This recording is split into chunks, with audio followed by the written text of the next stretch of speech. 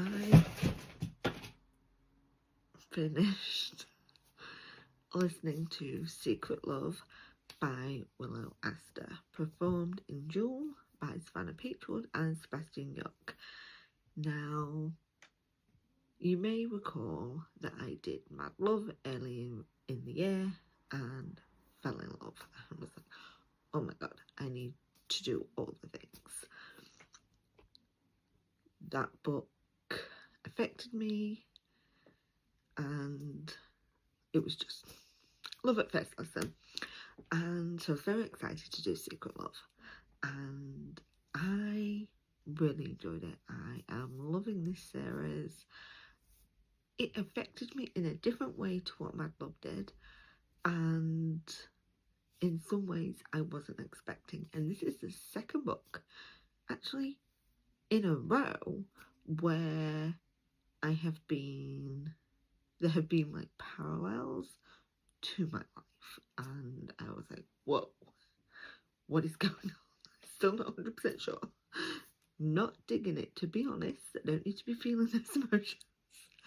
So one of the things I love about this is Henley. He's a single dad. He has 3 young girls, and the amount of love and respect this man has for his children is just so heartwarming and just makes you adore him and love him from the get-go. And even when we get the introduction of our heroine, they have like a meet cute, but then they see each other again, and at that again part would also have made a great first meet cute, although less cute. When you listen or read it, you'll understand.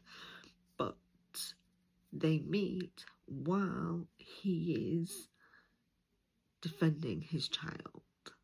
Like, how can you not love him? Like, I understood why she was mad, but he was there for his child. And so Henley, football player, truly is a teacher, and she's the teacher that I think we all hope our children will have. We all wish that we had. She cared about the children in her care. She cared that, and she spotted things that others didn't. And so one of the things that is in here is about dyslexia. I loved how that was handled, how she detected it, how she involved the parents and the parents' reactions, because they were both very valid reactions and reactions that people do have all the time. And you know, there's that age-old question in it, like, wouldn't we have known by now? And that always reminds me of when I went to college. We all had to do a test, and what we didn't know was they were testing to see if any of us needed extra support, and that is how somebody found out they were dyslexic. They did not know until that point. So they were, what, 16? So yeah, it happens. And I adored Truly. So yes, she's a teacher, but she's also a dancer, so a dance teacher. And I don't know, there's something about a dancer that calls to me. And I don't know if it's because I can't dance or I wish I could dance, that having books where she is a dancer, and then when they dance together, and we find out like his background and why he can dance, a man that can dance. Oh, I'm here for it. I loved it. It's a really beautiful story.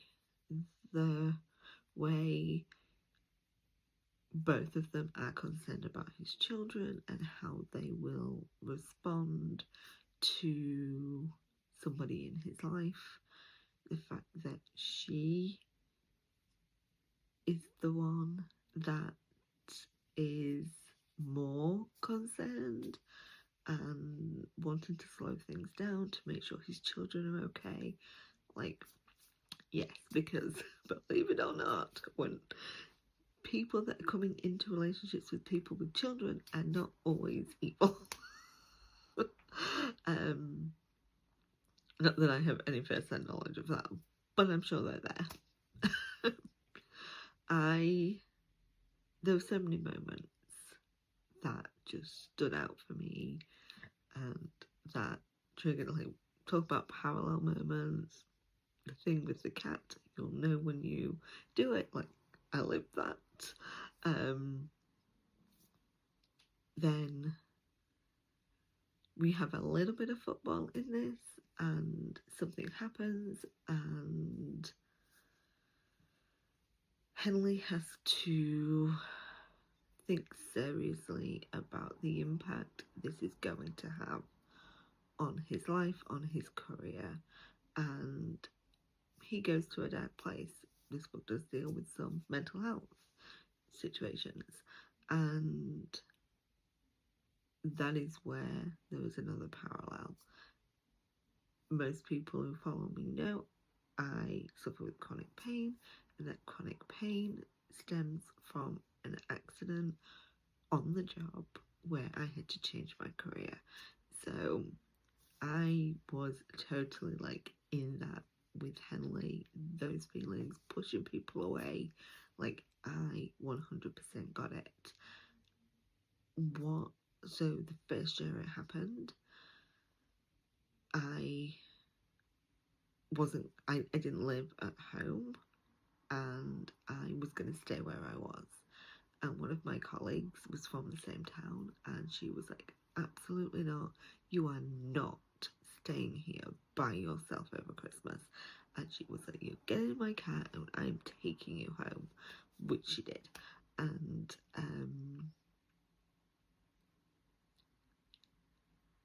I don't know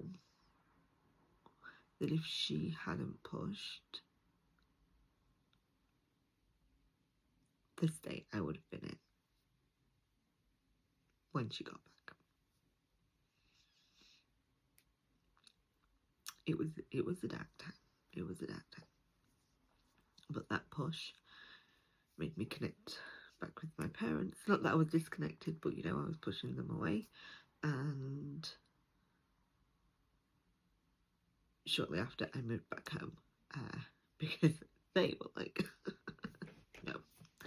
And so having that in here, I think, showed such a good representation of how difficult it can be when something that's fundamental to you, something that's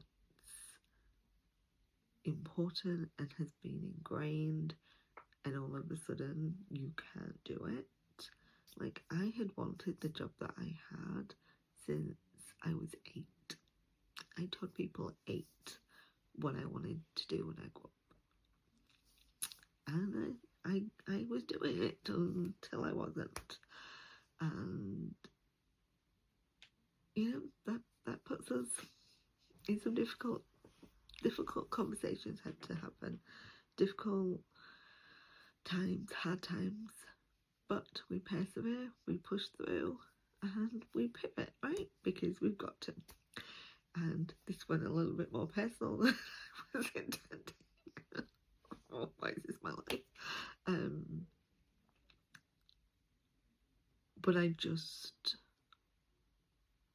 wanted to sort of connect that back to the book so that you can understand like the impact it had on me and why there were some emotional times. I know, I'm emotional with everything, shut up. There were, of course, it's the single dad's playbook, and so we see the playbook again, and some of the things they put in there are absolutely hilarious. And what I will say is I love the guys involved in this playbook, and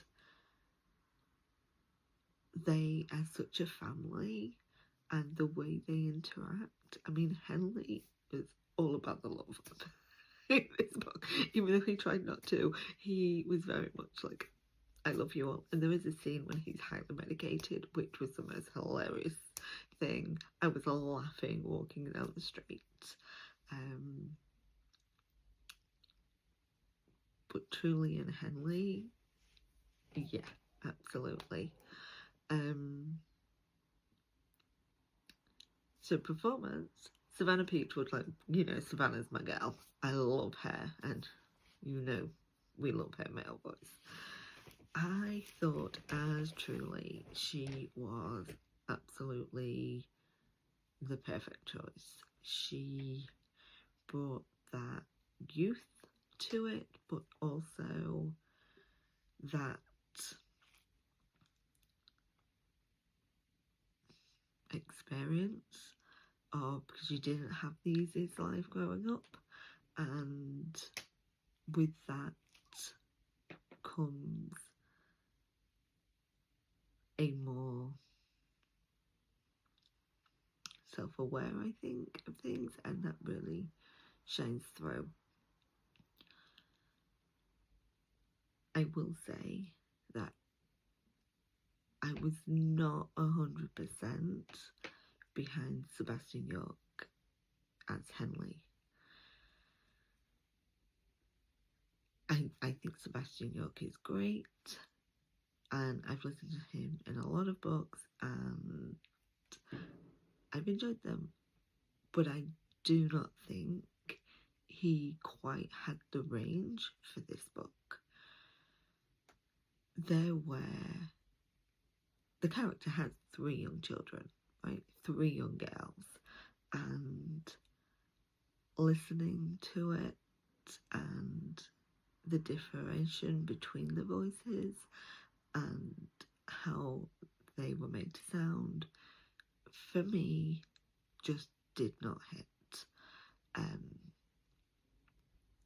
I hate to say that, because I'm sure he worked really hard on that, but I'm also always going to be honest about my opinions on something, and I do feel a different voice would have maybe elevated the character just a little bit more, because of all the different voices. It just didn't hit for me. Production was fantastic. It was a really sweet, funny, swoony book, and you should definitely check it out.